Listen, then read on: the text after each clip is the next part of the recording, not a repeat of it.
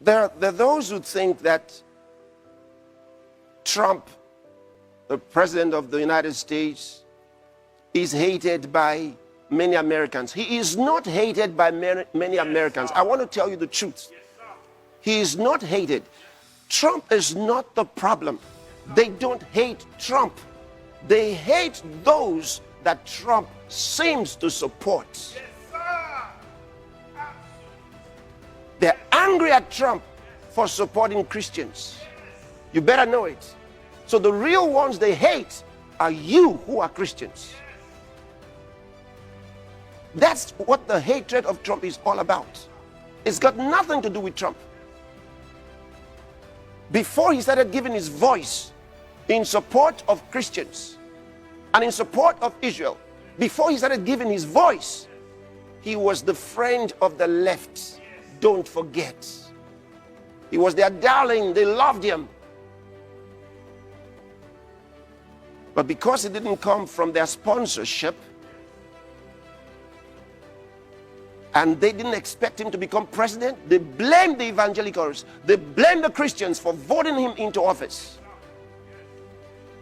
And that's what they hate him for. So if you're a Christian, better know that. Don't think, oh, if we just get Trump out of the way, then everything will just be calm. It will not be calm. They hate you. And he seems to protect you. That is the problem. They think he's protecting you. And you better wake up. If he were to switch today and be against you, be against the church, they would love him. The deep state doesn't care about which party. Why does he find himself doing it? It's not politics. It's not because of politics. With this video, you will discover why. There's something, if you have a certain kind of heritage, there's a drive within you. Watch this video and listen to the story that the man tells in this video. There was a great revival in the Hebrides in the early 1900s. Began to moved up to the pleading for it into the 40s. Maybe we could say it topped out in the early 50s. Two old women, one was 84 years old and one was 82 years old. One was blind and one was humped over so badly with spinal stenosis, just arched over. But they had passion for revival. They wanted God to work. This is what happened. They couldn't even get out to the church to pray. They couldn't even get out to the church to worship. Their house became a place to meet. People came in. They got so passionate about revival coming to their Isle, the Isle of Lewis. They got so passionate about it. They confronted the preacher and wanted to know if he was thoroughly right with God. And they prayed and prayed and prayed. And they'd seen the Lord, they said, with the church filled up and God blessing, a great overflow. And the fire of God struck that tiny little obscure place off the coast of Scotland. And when it happened, there was a young teenage boy that got saved in it. His name was Donald. And the preacher became so dependent upon Donald and so close to Donald, he would ask him to lead in public prayers and help him with the meetings, and he did.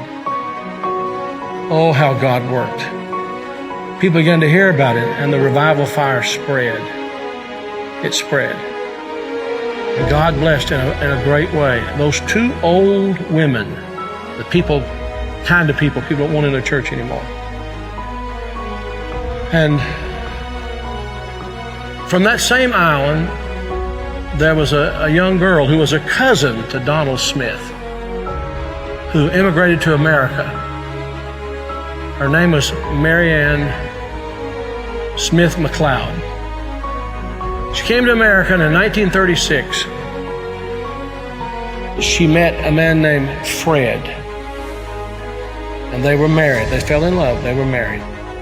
God blessed in a great way. And those old women were her aunts.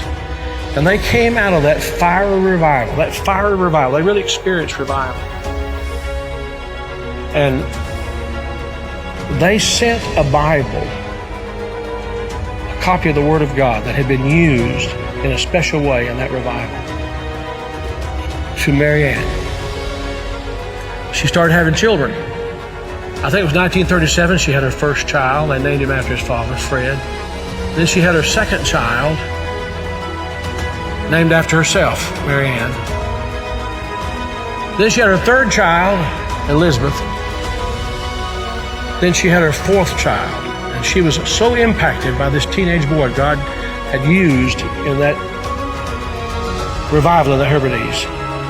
She named him Donald. And she gave him that Bible, that Hebrides Revival Bible. He was born in 1946. He's now the 45th President of the United States. And that Revival Bible is in the Oval Office. I'm saying to you, I don't know how, why, I don't know how it all comes together. But I believe God is putting some things together to give us just a window. If he could find some open people who know what the window's for. Can this be the time the window's open? Providentially, God has prepared the moment, and we will become the people of prayer, pleading with God. This is a plea. Will thou not revive us again? Will you be a part of that? Will you?